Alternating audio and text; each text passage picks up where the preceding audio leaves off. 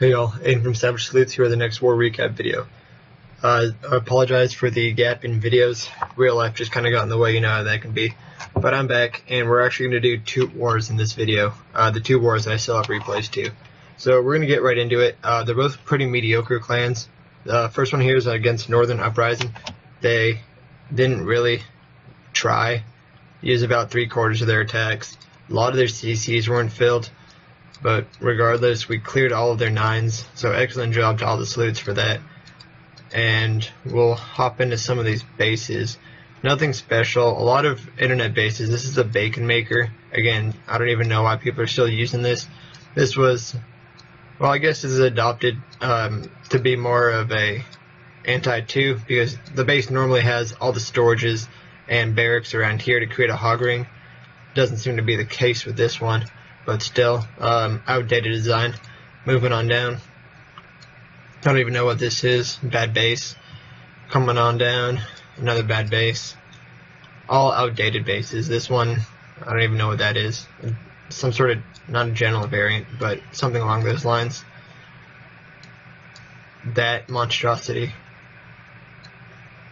This is the only somewhat decent base they had, but again, this is just an outdated anti-3, still had the centralized queen, and no clan castle, so they didn't really try, they didn't put their effort into this.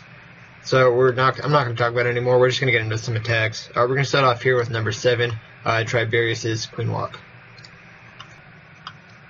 Okay, so he comes in from this top here with a Queen Walk, wizard to create the funnel, normal stuff, puts down the queen and 3 healers.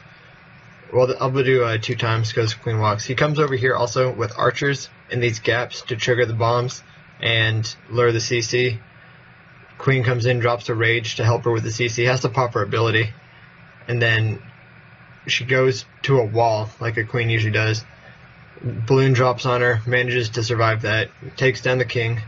And then, I don't think he was planning on this, but she ends up walking around here. So while this is happening, he comes in with the kill squad. I'll put that back in 1 times. And comes in with a heal on the kill squad. Can't really say that I think that that's necessarily any better than a rage. I'd prefer to rage my kill squad if I'm going to use any spells on him. And then he comes in with the hogs up here. He had some hogs sent in here to the air defense because obviously his queen went off course. So he starts the hog deployment from up there. Pretty simple. All the hogs just coming down. Again, this isn't a fantastic base, and he's already taken out all of the giant bombs, I believe. Except, I think there's one around here. But, took out these 2 with archers, and then just sent in hogs and it's GG. So, not necessarily great base, but a good attack, good game plan by Try. So we'll do 4 times, or 2 times, as they clean up all the defenses. Archer Queen starting on cleanup up here, saving some wizards down here for cleanup, standard stuff. So 4 times to finish this up. Excellent raid by Try. Alright, there you can see. Coming in for the second attack on this war, we're going to go down to number 10 for a cool Govalo by Broda. So on this base, Chief Pat's base, this old base, adapted for Town Hall 9. Not a good base. So, see what he does. Comes in from the bottom here, 2 golems. Eventually, sometime, yep, there he goes. 2 golems, normal stuff. Using wizards to create a nice wide funnel for those valks because they love straying off.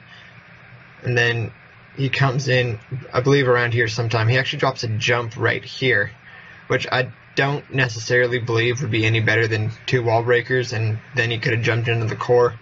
But whatever, it worked. Again, nitpicky. So comes in with the valks, and they just work their way around the base, taking out all the air defenses. And as the air defenses go down, he'll send in the balloons to clean up the outside defenses. Again, when you're using valks, I prefer to use heals on the valks because, or 1 heal and 1 rage or something. Broda here opts for 3 heals, but the valks do enough damage, I feel, and they run fast enough by themselves that unless it's a really... Okay, let me just put it this way. When they're running around the base like this, heals are a lot better. If it's a packed, close, high damage per second core, a rage is probably more useful. But valks need that heal because they have enough HP but they don't have tons of HP. The heals will keep them up. You'll see a bomb right here take out a valk with about 25% HP. So again, not really a whole ton of HP. So balloons are coming in, and sorry about that. And again, just clean up, saving some wizards for cleanup that it'll drop around the top. All normal stuff, nothing fancy here. Just a great attack by Broda, 3-starring this bad base with the swag poison to finish it off. So, fast forwarding here to clean up, and we'll wrap up this war. Excellent job by Broda. Alright, it's the last attack for this war, so we'll go back to the other one. Back with our second war recap, this time against Beastmasters. They used most of their attacks. This was a lot closer than the other one, and they filled their CCs, so this was all in all a better war, but their bases were kind of weird. We'll show their side. We didn't clean their 9s. We had so many close ones. You see my 93, 98, come down 96, and then, 91. So many close tries. Some of them we should have had. I should have had this one. I ended up dropping my heals thinking they were hogs, so that was frustrating. So we're gonna get into show some of their bases. They had a mix. I mean, nothing special. This guy had a somewhat anti-3 base, better than the rest of their bases at least. Moving on down, this ring base, not good. And then I think this is called the Triton. It's a internet anti-3, so we had to lay out to that. It's weird ring base, nothing to write home about. This kind of weird anti-3 again.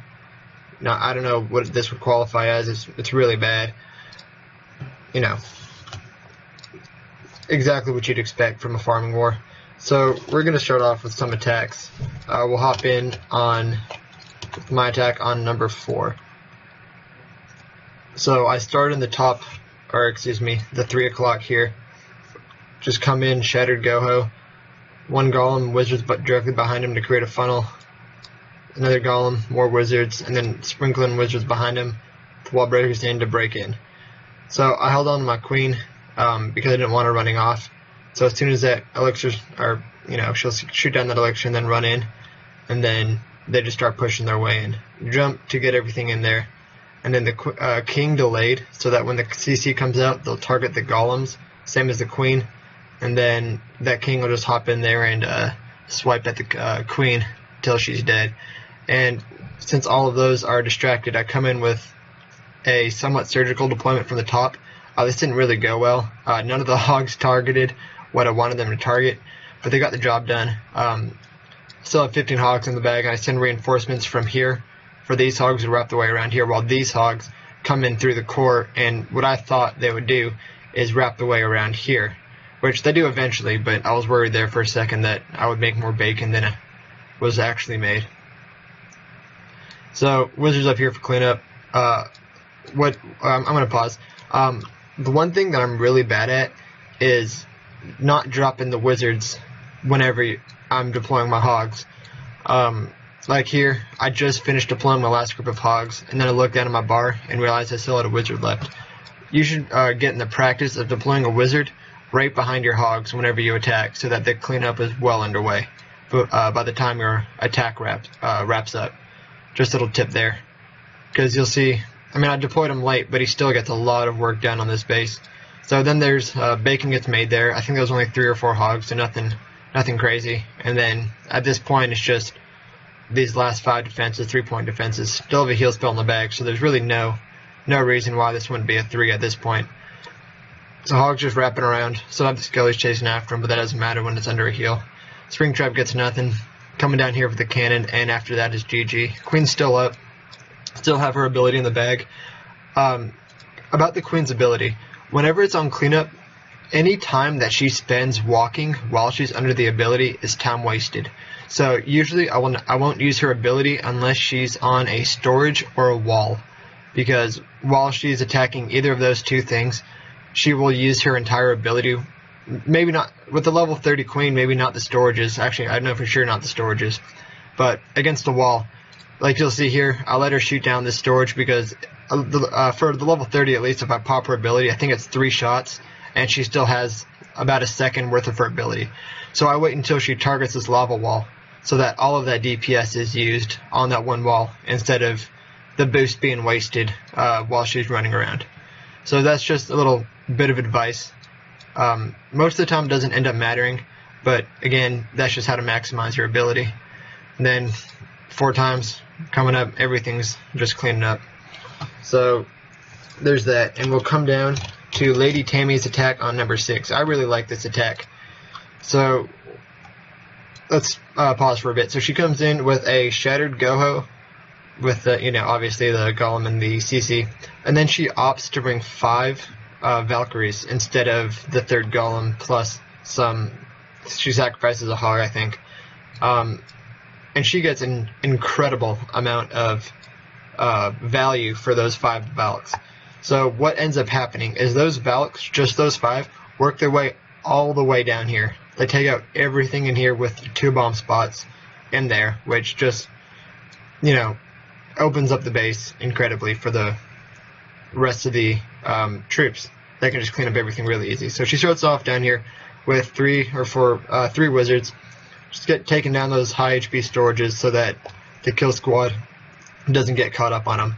As soon as they're about to get within range, she drops the golems to start tanking and start the actual kill squad part. So that funnel's already partially made by the wizards, so just sends in the last 2 more wizards to get it all done. Wall breakers in, queen goes in, king down as soon as that queen locks onto something.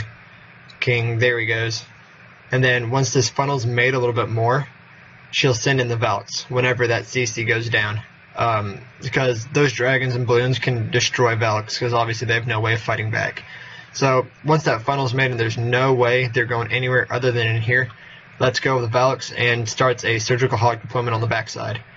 I think this was a fresh hit, so she didn't know where all the bombs were. But keep an eye on these valks. They're going to work their way all the way across here, taking out 2 bomb spots, soaking up the attacks from this expo, and just, taking out everything. So really doesn't leave a whole lot left for their hogs. Those 5 valks did an incredible job cleaning up part of that base. And then they even take down this king right here. So, or I guess they might not. But regardless, did an incredible job on this base.